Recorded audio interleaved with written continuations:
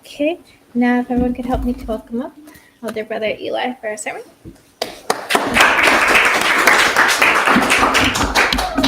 Hello, everyone. Happy Mother's Day. That's my sermon.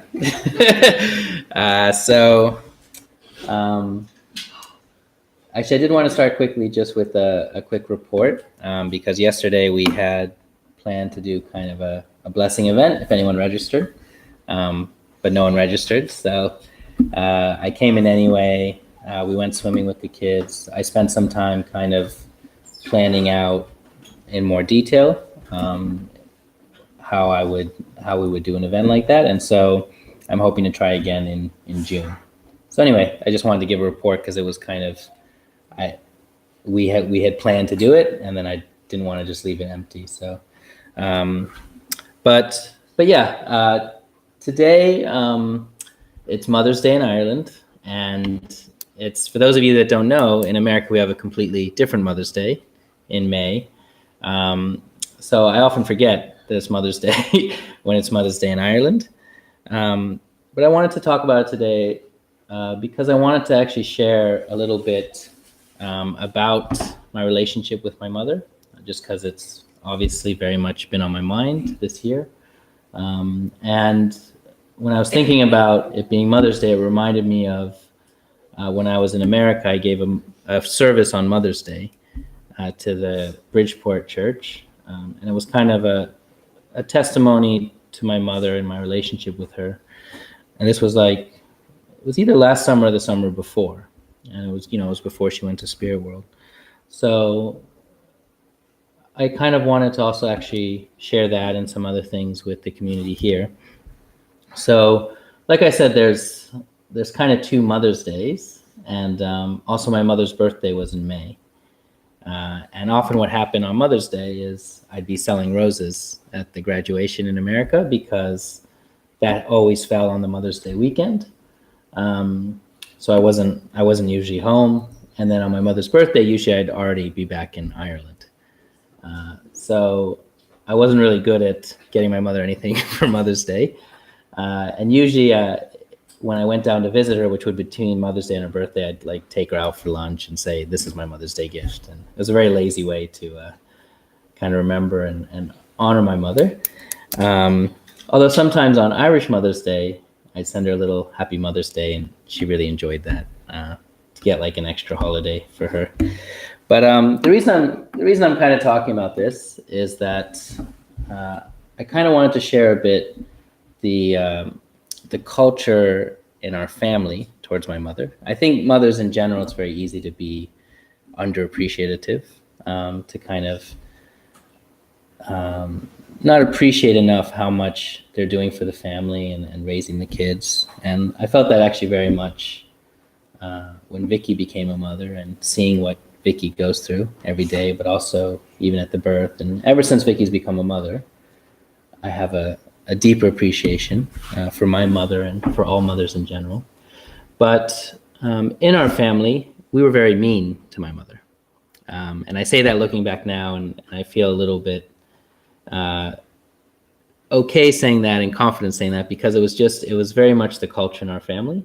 And when I say me, I mean really my dad and me and my brother. I think my sisters were not as mean as us boys. And I also say mean because I think it seemed mean to people outside the family and the family culture and the way we interacted with each other. Because I don't think it was ill-intentioned. I think for us, it was just kind of the way we interacted with each other. We weren't just mean to my mom, we were mean to each other. And it was just kind of I think most people, if they saw us, they'd be like, oh, you guys are all really mean to each other and you don't like each other.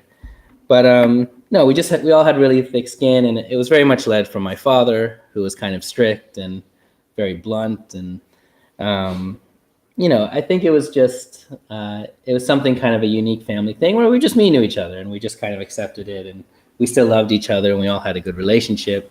But I think people on the outside looking in could easily kind of misunderstand that, or not quite get what's going on. And it was even more in stark contrast because my mom was never mean to anyone. right? So it's kind of like you have the boys in the family who are all really mean to each other and mean to my mom. And my mom just being real nice and sweet, like, oh, that's nice. Or so it was, and I'm saying this because this is like, it's important context for later, right? Huh? Yeah, maybe. The Simpsons was the only like TV show that was a little bit age inappropriate that my dad let me watch.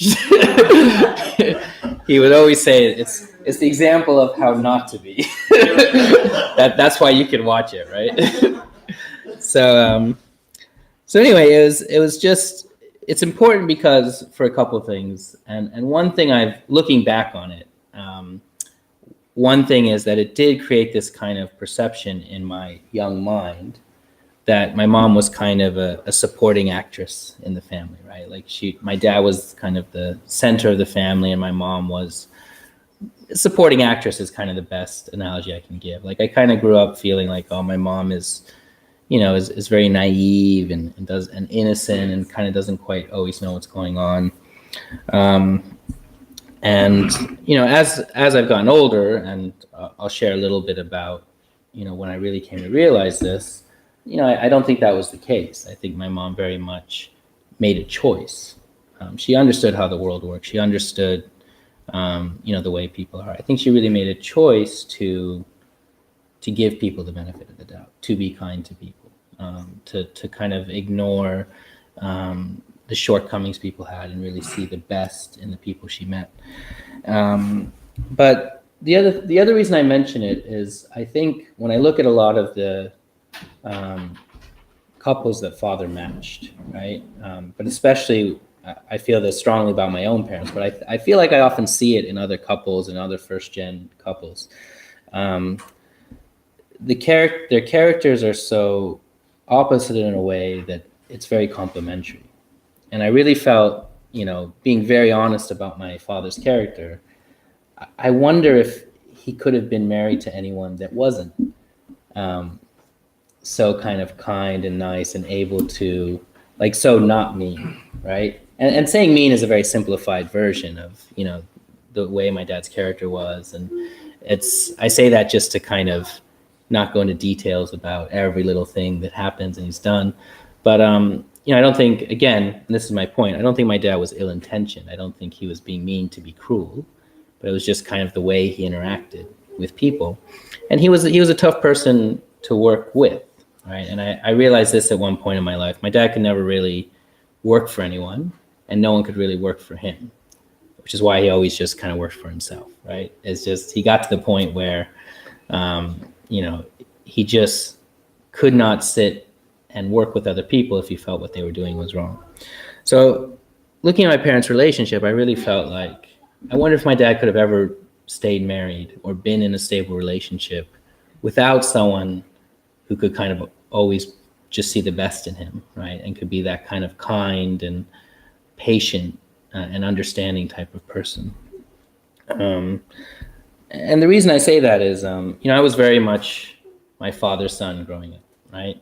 I really kind of idolized my father, loved my father, really wanted to be like him. And, I have no real kind of complaints or regrets about my relationship with my dad. Like, I really grew up quite a happy kid, and quite like, I felt in always a very stable environment. And I'm very grateful for the way I was raised and the way I grew up. And so it was never, there's never anything about what I was describing that made me unhappy or made me feel like, resentful or angry. Like, it was, to me, my relationship with my father and the way that my father was all good, especially until I was 12, right? And the reason I mention that is when I was 12, then I kind of left, right? And I think that provided a kind of healthy barrier between me and my father at the time. And because I remember I was starting to kind of rebel and starting to feel a little bit like, oh, my dad's being unfair. And I was starting to really kind of come into these teenage years where I was like, I'm not so happy with, the way my relationship with my dad is. So I mentioned that because I hope I remember that. I hope I remember that when my kids are becoming 12, 13, that it was actually very healthy for me to have this little bit of a buffer away from my dad. But I think because of it, I've always then still maintained that kind of relationship with him and that kind of healthy respect for him and gratitude to him. And I mention that because, again, when I was 15 is when my family moved to Ireland. And I think I've shared parts of this story before, but basically what happened is when I was 15, I left Korea early in the summer, and our whole family packed up everything we owned, and we rented out our house, and we moved to Ireland. And we didn't have a place to stay, and we just had a bunch of suitcases, and my dad had some savings, and we just rented a place in Cork, right? Because the National Messiah at the time had told us to go to Cork and pioneer. And my dad was all for that, right? So we just went as a whole family. We're living in this little house in Cork for 3 months. And 3 months was a lot longer than I usually was home for. And it was at that time that I was really kind of struggling with my relationship with my dad. I just remember I was getting really frustrated, and we were living in this house, and we're trying to do this mission together, and I just felt kind of very much annoyed about something. I don't even remember what it was. And the reason I'm saying all this is it comes back to my relationship with my mother, because up until that point, like I said, I always kind of saw my mom as a supporting actress. Is kind of the best analogy I could make, where she was kind of in the background, she was kind of on the side. And like I said, really didn't appreciate who my mom was and all that she did. And so what happened is we're sitting there, and I was in the house, and, like my mom does, she asked me, how are you doing? Is anything bothering you? And just because of the moment, I was very honest. I just said, oh yeah, I'm just really kind of struggling with this point about dad. And it was very fascinating because, just to give you an idea of how arrogant a 15-year-old boy I was, I really was sure that I understood my dad better than anyone else, right? Like I was the one who understood my dad the best, the most, that I had like the best relationship with him, and I could understand him the best. So when I sat down with my mom, and I don't even remember how long it was, I don't remember what we talked about, but what I remember so clearly is that when the conversation was over, how I felt.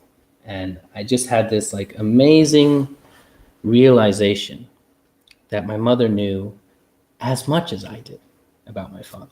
Because I was still an arrogant 15-year-old, because looking back, I've come to realize she knew a lot more about my father than I did. Like her relationship with my dad was much deeper and much more understanding. And my mom's knowledge of my dad proved to be, completely different and much deeper than my own. But as a 15-year-old teenage boy, I could only admit that she understood as much as I did, right? But it was still very, very powerful because it changed my whole perspective of my mother. And I might have shared this story before, but because it's Mother's Day, I wanted to share it again because it completely changed my view of my mother from that moment. It was just a small 30-minute, 1-hour conversation. But the first thing I felt was like, oh, my mother does understand my father. Like she does understand what's going on. And it's kind of when I realized that she's not just naive and innocent, that she actually has a really deep understanding of what's going on around her. She's actually very wise and kind of sees everything that's going on. And the other thing I remember feeling so strongly is that, okay, I actually do want to become like my mother. Like I've always wanted to like be like my father and respected my father and admired my father. But after that conversation, I felt, and it's the thing that I remember the most, finishing that conversation, it's like, oh, I actually really want to learn from my mother. Like I want to be patient. I want to be understanding. I want to be kind. And it was an amazing experience. And I think it's it's not overstating it to say it really changed my whole perspective on our family, on my father, on myself, on my mother. And it was just, yeah, from that moment, my mom was no longer just a supporting actress in the family, right? It was like my mother and father were equal, and they were kind of guiding the family together. And it was a very powerful kind of thing to realize. And I think when I've shared this story before, and actually when I shared it in the Mother's Day service in America, it was in the context of the true family, because I really feel strongly that it was almost lucky that I had that half an hour to 1 hour conversation with my mother. Because if I hadn't, I don't know if I would have ever realized those things, right? And it's not like my mom convinced me in a 30-minute to a 1 hour conversation. Obviously, that was based on her kind of everyday life that I'd always seen, and it was always in the back of my head. But without the conversation, I don't know if I would have connected those dots, especially because I was away from home a lot, especially because, I was kind of growing up away from home. So the amount of times I actually just sat down and talked to my mother like that were actually very rare. Usually when I was home, it was kind of family and, family events, and we'd do things together, and we'd be eating together and going places together. There was actually very few chances where I would just have a one-on-one conversation with my mother in person. So part of me is very kind of wonders if I was just lucky, right? And I really feel like sometimes when I see the way Hyunjinim H1 and H2 deal with mother, I feel like they never had that realization, right? In their minds, mother was always a supporting actress, right? Mother was always kind of on the sidelines, and they wanted to be like father. And I felt so I wonder if I never had that conversation with my mother, would I be following Hyunjin right now, right? Instead of following mother. I feel like it's just something that, when I look back, it's a moment I'm very grateful for. I think it's a moment that really completely shaped, who I became and who I am and who I was. So, I mentioned that story on Mother's Day because I think it's very important that we can be honest with ourselves about who we are and why we are the way we are. It's also why I wanted to mention kind of our family culture, because there are many cultural differences, right? And especially when you get matched and blessed, and especially to someone from another country, there are cultural differences that they grow up with. But I think a much stronger culture is the culture we have in our families, and we take it for granted, and we don't understand or see how that's very different from other families, right? So every family has their own culture. They have their own way, things that they think are normal, things that they take for granted, things that they think are just the way things are. And then it becomes very strange when they interact with other people and, they're like, why are you guys so mean to your mother, right? I know it's something that always bothered Vicky, actually, is that, oh, you guys don't respect your mother, you're too mean to her. And, it's actually true, right? It's not something I could really dispute, other than the fact that it's not as bad as it looked. It was kind of my only excuse, right? But in reality, though,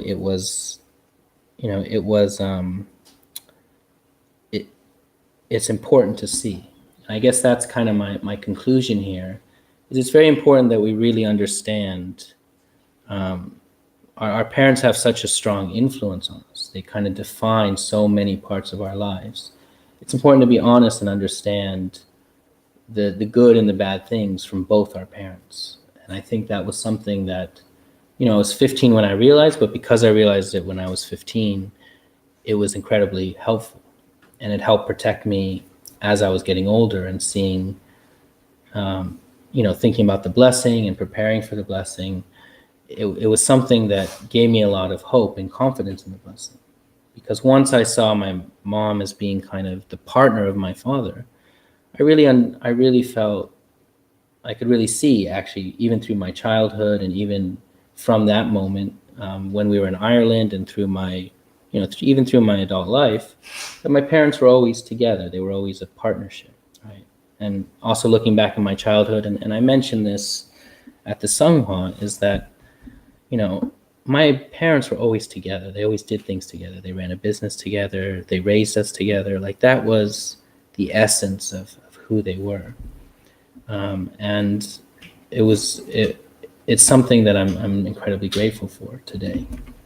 So my concluding thought is just, I think it's important. It's very easy to look at ourselves as individuals, right? It's easy to say, I'm like this, and I think our society also pushes this narrative like, oh, I'm unique and I'm my own person, and if I want to be this way, then that's the way I'm going to be. And I think that it's a little dishonest. I think it's very important that we recognize that, we're a combination of influences from our parents. Yes, we're individuals. Like, we don't want to diminish our own self-value, but at the same time, our parents shape who we are, so become a core of who we are. So I think it's important to always keep that in mind, good and bad, right? And like I said, there were a lot of things my father did that I disagree with, and I don't think were good. But at the same time, now that I'm a father, I worry if I can raise my kids the same way, because I felt I was raised so well. Like when I look at the way my father raised me, so it's a little bit, sometimes I'm a little bit self-conscious about that, right? So I think in order for us to really know who we are and to be honest with ourselves, we have to ask that question about, who was my mother and who was my father? And actually, how was my relationship with them? And did I really understand them? And did I really see what was going on behind the doors and behind the scenes? And I'd say most people probably think about that a lot. So I'm not saying is like, do that because you've never done it. It's more like, I think it's something we should always kind of think about and always reflect on. And it always is so core to who we are. In closing, mothers are amazing people, fathers too, but I think I think fathers get more credit. Maybe not, but I don't think so. but I know the father's always like, yeah, what about the fathers? But I do think that it's okay.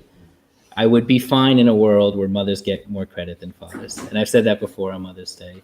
But I really believe it. So thank you to all the mothers out there, and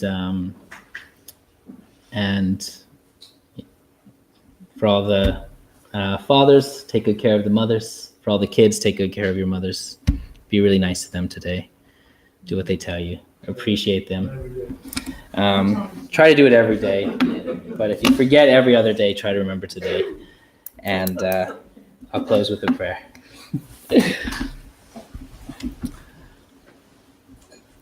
Sarang Manashin Hanal Bumonam. We thank you for this day today and this time together. We know that each day we live is really a blessing from you, a blessing from a heavenly parent. And we know that your heart of love as a mother and a father is the heart that raises all of us and brings us all into this world. And then teaches us and guides us, feeds us through our infancy and into our childhood and teenage years. So when we're young, we really don't understand all the different ways that we are protected and blessed. And as we grow older, we gain perspective and we start to understand a little bit better. I pray for everyone in every moment. We can always aim to cultivate a heart of gratitude. We also know that many, many parents in this world aren't able to love with the heart of a parent. There's many parents who have suffered so much themselves that they are unable to take care of and love their children fully, or some, in extreme cases, sometimes at all. So we pray, though, that in our own lives we can cultivate a parental heart of able to love and care and raise up the people around us. And that as we practice this and develop it, we can really become examples of it for the people of this world. that the heart of a parent, the heart of caring and nurturing, and especially, the heart of a mother, the daily self-sacrifice that every mother must give, pray can really become the core of changing people's hearts and uplifting people and healing so many of the divisions that exist in the world today. So as we honor and appreciate our mothers today, pray we can include those who need it the most. We can keep in our hearts the mothers who really suffer in parts of the world where it's impossible for them to really take care of their children the way they want to and the way they need to. And we pray we can always be grateful for how blessed we are, how protected we are, and how loved we are. I report these things in our names, in the name of Young-il and Vicky Lowe, Blessed Central Family. Okay, thank you everyone. Welcome Julia back up.